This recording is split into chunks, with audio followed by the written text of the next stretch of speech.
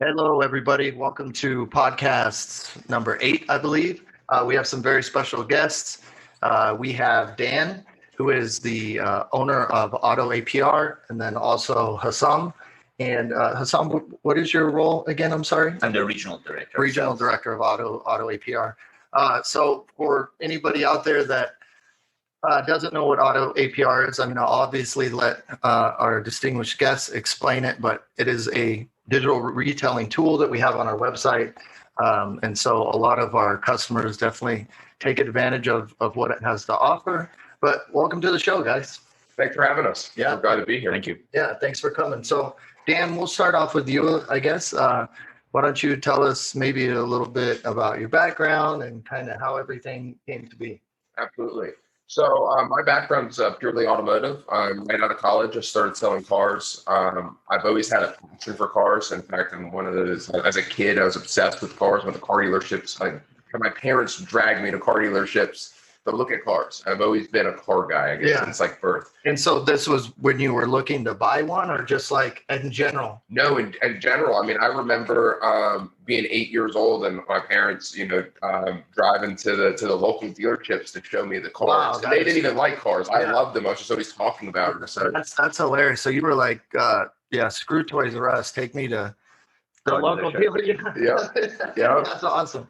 So I always kind of had a passion for it. And then coming out of college, I decided, as a part-time job, I would sell cars. I was trying to figure out what I wanted to do. My background was in finance. I had two finance degrees from the University of South Carolina. And I came out of college in 2010. So right around when things were kind of still bad, right, from the recession. And I was like, I'll figure out what I want to do. I'll sell cars part-time. I know cars and everything about them. I love them. I always kind of wanted to sell cars, but never really thought about the car business. Well, I quickly learned you can't sell cars part-time. So, they hired me, oh yeah, part-time, that's fine.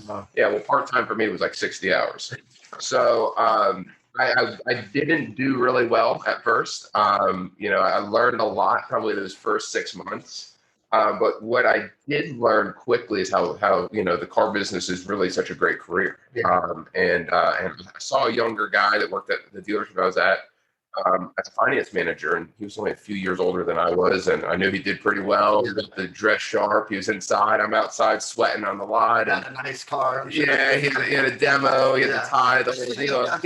I can do this. So I did some research and found an automotive group I could grow with, and I transferred over. I left the store I was at, went to another dealership, and sold cars there for a little bit. My goal was to get an F&I. They gave me a shot, and I did really well in F&I. I'm never great at selling cars, but finance clicked for me, and that kind of was my gateway into moving up in the industry. And the entire time, my ambition was to own a dealership, and I knew it'd be hard. I knew it'd kind of be a struggle, and but I was still making good headway. And my last stop was I was essentially a GM in training for what I call a destination location. So I worked at a dealership, actually two, as a GSM, two Highline stores that were in between two cities. Okay. And majority of our business was we had to pull them in from. And so my focus was on website and BDC. Right. So in fact, when I started that job, we had really kind of crummy photos. BDC was like one person scheduling oil changes and then maybe scheduling an appointment to come to the showroom. Quickly turned that around. But as we started driving more traffic and better inventory, the fundamentals, what we found, we had a big friction point with the engagements, right? So I had to price my vehicles as Sherwood Trucks only does. You have to price your vehicles really aggressive to get, people to, engage online. Absolutely. And you're competing with everybody, right? And I'm competing with, I had people shopping me from 100 miles away. Right. So I had to have the best price. Well, guess what my biggest engagement button was on my website? E+. Right. So Get better price. Get better price. So people are clicking this, wanting a better price, but they already found me on price. Right. Natural friction point. Sure. Not good for the customer, not good for the, for the dealership. Yeah. It was just butt heads at hello.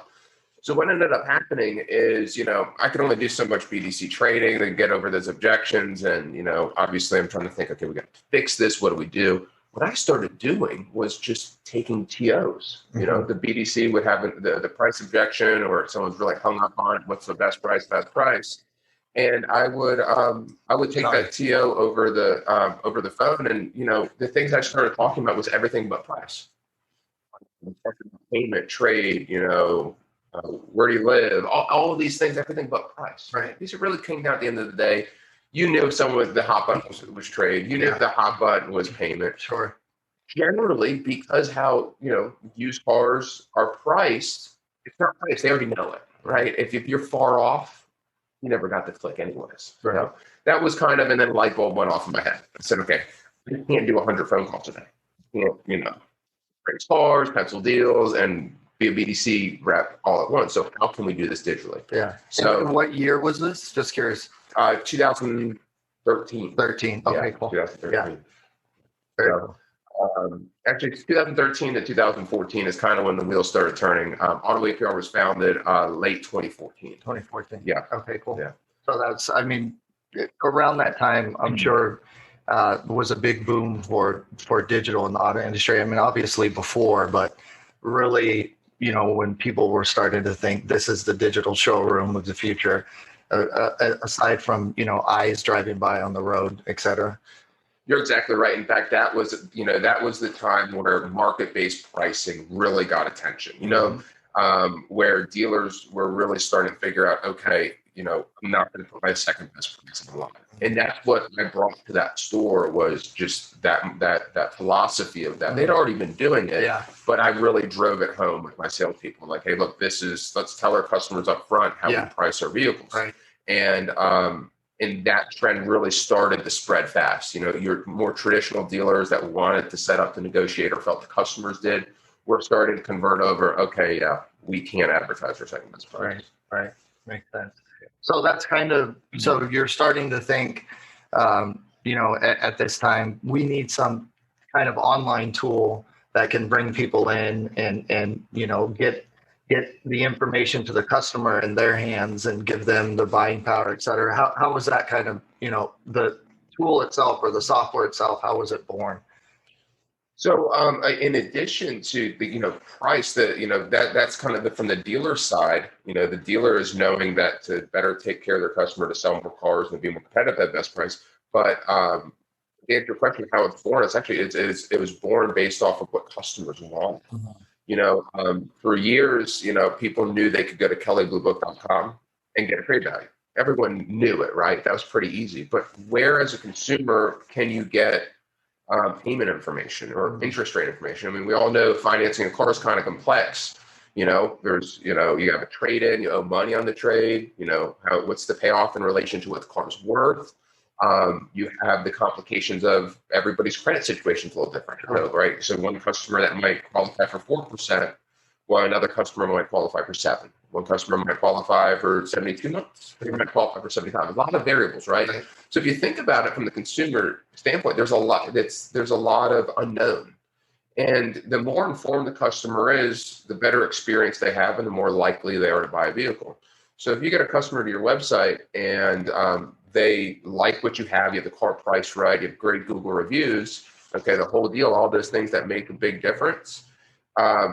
And they say, okay, well, I like this truck, but, you know, I'm obviously not going to spend $50,000 cash. I owe some money on my vehicle. What do? They leave that dealer's website, and they and they go and they try to find this information on their own. And what customers quickly find out is that it's hard to actually find interest rate payment information online. They go to Google, they do 3 or 4 searches, they're not getting far, but you know what's happening is they're getting hit with somebody else's ads. Sure. Right. So I mean, you know how that's so they're going to someone else. So kind of the idea was born, bringing it in holistically into one tool. So, you know, in one place. We're in one place where the consumers aren't bouncing off, going to other sites, and they can get trade-in information. They can figure out what their buying power is to see what they qualify for, et cetera. And just kind of, that's the idea of how it was born. Absolutely.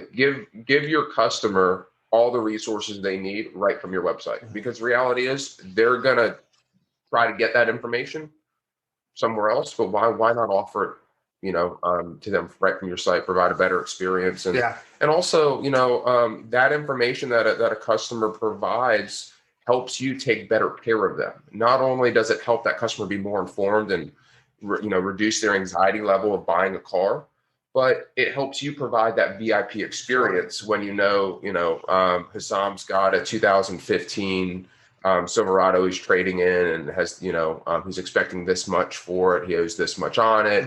It's him and another decision maker part of the purchase. Makes it easier to provide that really good level of service. I always kind of compare it to, you go to like a really nice hotel and they like look at the reservation and they know and they welcome you and they say, "Hey, Thomas, we're glad you're here. We see that you see that you stayed with us, a few months ago. Really appreciate you coming back, and we know that you prefer to stay on a higher floor, whatever it may be." So Brian, that it's customization. There's some personalization to it. Yeah, that's good. And so, the idea is born, and then how do you take it to an actual, company and tool? Do you say, all right, I've got to find some engineers, I've got to get some developers? I mean, not, dive into too much, but I'm just curious how that next evolution of the process went for you.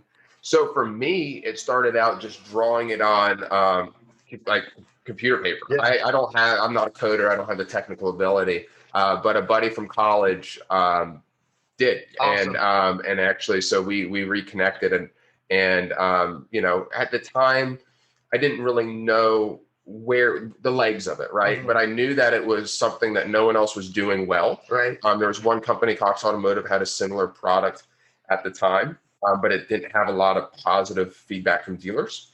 And I knew that since I was at the dealership level, I knew the things that I could do that were dealer friendly, right, and also help the customer. So, and my partner in the company, Daniel, so you got Dan and Daniel, I gave him a stack of paper and I said, "Hey man, can we make it go from paper to, that's awesome, to digital?" Yeah, and he did. Yeah. So you had what you wanted it to accomplish in your mind on paper. And so he translated it to programming and digital to actual. Yep. That's really cool.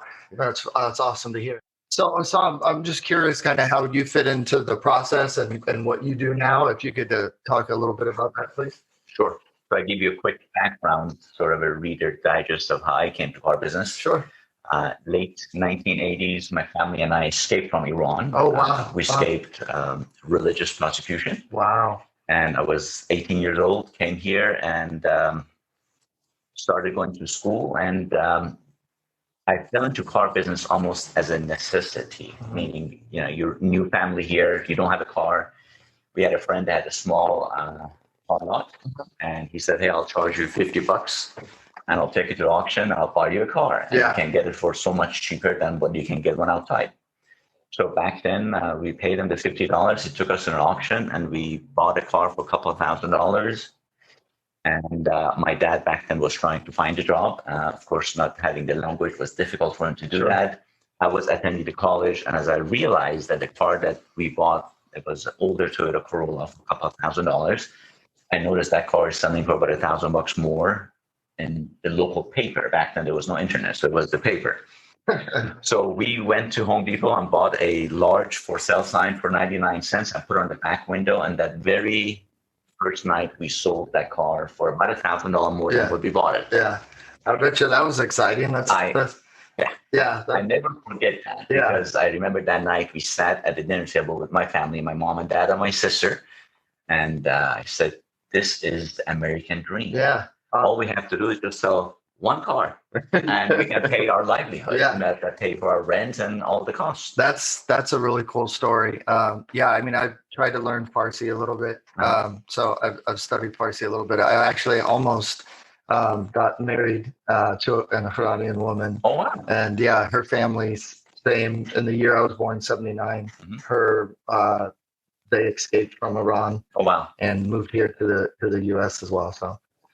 Yeah, that's part of life. And I always look at that as part of growing up. It really, truly helped me expedite me getting mature and getting into the business world. Yeah.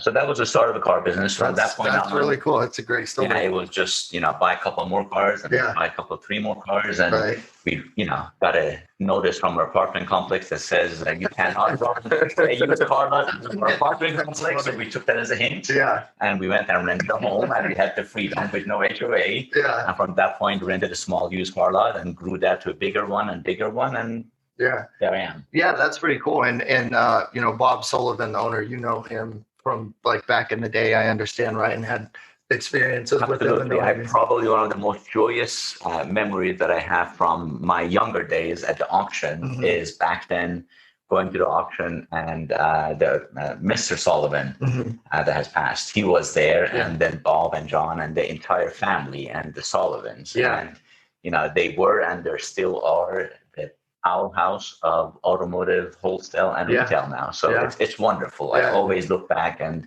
I used to go to the auction with my father. Of course, he doesn't attend auctions anymore, but those memories will live on. That is Absolutely. cool. I cherish that. That is cool. Shout out to Bob Sullivan.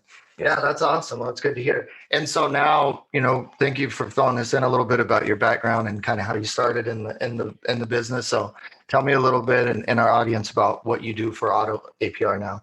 Well, over a year ago, Dan and I met, and because of the vast experience and knowledge that I have in Arizona market with the connections that I have, it was a right fit. I saw what he has worked and what he has created, his baby, and it was truly, for me, it was a decision that I had to join the company. I saw and I believed in what we have. Yeah. I always tell Dan, AutoAPR is pretty much like that perfectly created salesperson that's polite, that it's knowledgeable, that does the best for the retail customer to provide them unbelievable service, fast, courteous, and also provides the dealership an unbelievable tool to bring the customer in and make it work. Yeah. I like that. I really believed in that. And since then, we've been able to promote AutoAPR in the West Coast, and we are growing by the minute. I bet. I mean, yeah, especially with the explosion of digital retailing and digital in general. I can only imagine you guys are positioning yourself really well. And I know it. For us internally, AutoAPR works phenomenal to deliver that experience and generates a lot of leads for us, and always has. Well, I want to add to that because digital retailing is one of the latest words that we hear a lot in automotive business. And Dan and I truly believe that digital retailing is a necessity, but at the same time, we also believe that in today's world, people still do like to be able to touch and see what it is. Absolutely. So we bring digital retailing to the customer, to the dealer. We put the two together. But of course, you always have the option to do everything online. Sure. But the customer still can pick up or at a dealership, come look at it, and it's great. Yeah. And really well. To add to that, there's one thing that no digital provider can do, and that's replicate the experience that the dealer provides the customer. Sure. At the end of the day, your customer is buying from you as the dealer. Right. This is the experience they have, and no digital solution can replace that. Right. We can aid that, and that's what AutoAPR does so well, and our success has been based around is connecting the two and making it easy for the dealer to continue the process. So really what we do is we capture the trust and we pass it to the dealer. Sure. And dealers that have, take good care of their customers are ultimately very successful because you have more opportunities with a little bit more, trust from the beginning. Yeah, absolutely. Yeah. That makes sense. So maybe talk a little bit, if you can. I mean, I know you can't give away any trade secrets or anything like that, but what's the future look for you guys? What can maybe we expect, upcoming, any updates or anything like that you guys want to talk about or anything? Yeah, so we're going to continue to innovate the current program. We have some new updates coming to that. Most of our updates within our existing platform are going to just make things faster for the customer. So whether that is collecting a little bit more information if the customer wants a little bit quicker. Yeah. So it's kind of streamline the process. Got it. To provide a little bit more clarity. We're doing that, but the company as a whole, we're building other products, we're building other solutions. So AutoAPR was really, that's our benchmark. AutoAPR is a company that the products, a lot of times our product is referred to as AutoAPR. Our payment engagement solution, which we call Reveal and Payment Explorer. Yeah, so Reveal is our vehicle-specific engagement. Explorer allows a customer to shop your inventory based off of payment. So those are payment engagement solutions. We will be having very similar. We have similar philosophies on other programs that are coming for other engagement. So moving that engagement to other things in addition to payment, but in the same way. So if you think about what makes, we're obviously not the only solution that generates payments, right? There's, in fact, we are, I would almost say, a light digital retailing solution. Okay. Yeah. So, but what we see in the market and the feedback that we get from our dealers, there are companies and there are programs providing solutions for problems, but they're not necessarily addressing the true problem. Okay. So they're masking it. They're trying to make something efficient that's inefficient, but it's not there yet, right? Yeah. So we've done a really good job with the solution that we have now to take, for example, your typical digital retailing tool that could be clunky, it could take a long time. A customer doing it from a smartphone, it might not be the best experience or take too long. Right. And we've simplified it, right? So we'll be taking that same approach to other engagements. Awesome.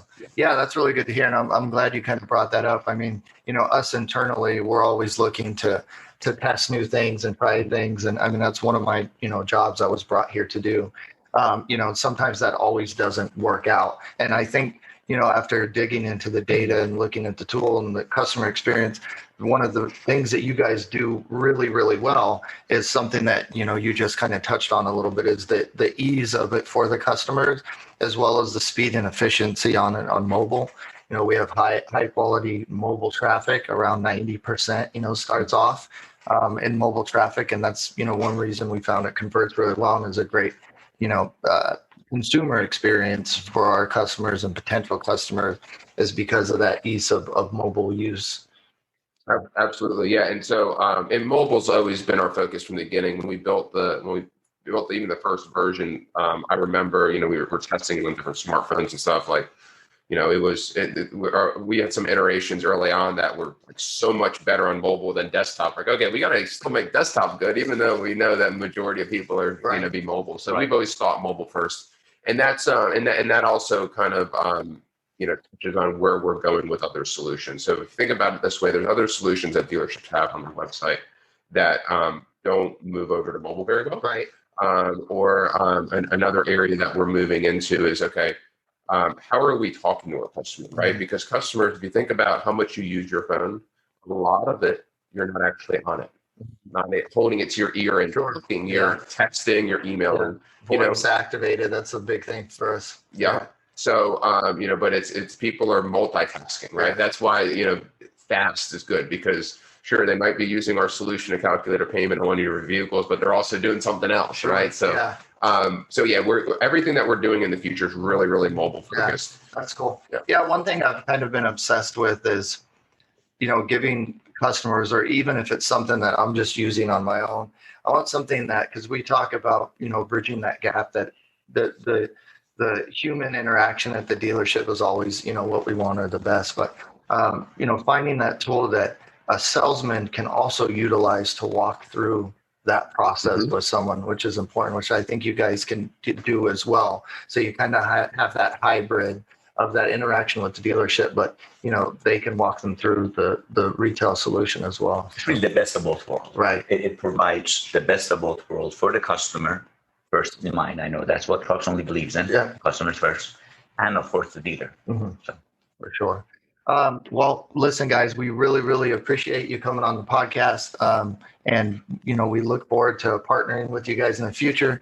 Don't hesitate to have us as a guinea pig for any upcoming iterations or what. I'm really into that. So we're planning on it. Yeah, 2021 is a big development year for us. We have a big push on a couple projects, so you'll be seeing some things come out. Yeah, pretty awesome. Hopefully, pretty soon. Yeah, I know how the dev process works. So, but yeah, we're always open to it. And again, we appreciate you guys. taking your time and coming in, and we look forward to continuing the partnership. So thank you. Yeah, thanks for having us. I Appreciate it. Thank you for having us. All right, thank you.